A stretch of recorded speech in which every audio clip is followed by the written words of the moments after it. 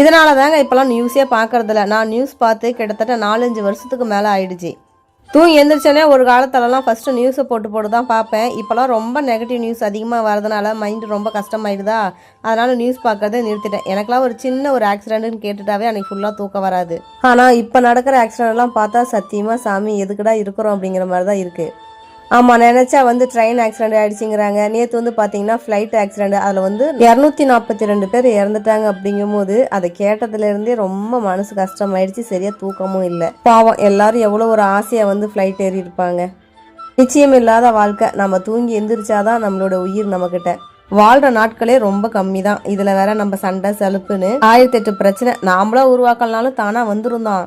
இருந்தாலும் ஒரு சில டைம்ல நாம கொஞ்சம் அட்ஜஸ்ட் பண்ணிட்டு விட்டு கொடுத்து போயிடலாம். முன்னெல்லாம் 100 வருஷம் 90 வருஷம் நல்லா வாழ்ந்துட்டு இருந்தாங்க. இப்பெல்லாம் நம்ம கணிச்சு பார்த்தா மேக்சிமம் 60 வருஷம் 60 வயசு வரலும் இருக்கிறதே பெரிய விஷயம். அதனால வாழ்க்கையில எதா இருந்தாலும் கொஞ்சம் அட்ஜஸ்ட் பண்ணிட்டு விட்டு கொடுத்து போயிடலான்னு எனக்கே வர வர பக்குவம் வர ஆரம்பிச்சிருச்சு. நம்ம மேல தப்பு இருக்கோ இல்லையோ, உறவுகள் வேணும்னா ஒரு சில இடத்துல நாமளும் இறங்கி தாங்க போயாகணும். இன்னைக்கு ஃப்ரைடே லஞ்ச் பாக்ஸ் என்னன்னு பார்த்தீங்கன்னா வெஜ் பிரியாணி, அது கூட எக்கு வேக வச்சு கொடுத்துருந்தேன். காலையிலேயே அதே சாப்பிட்டுட்டாங்க, மதியம் லஞ்சுக்கு அதே தாங்க.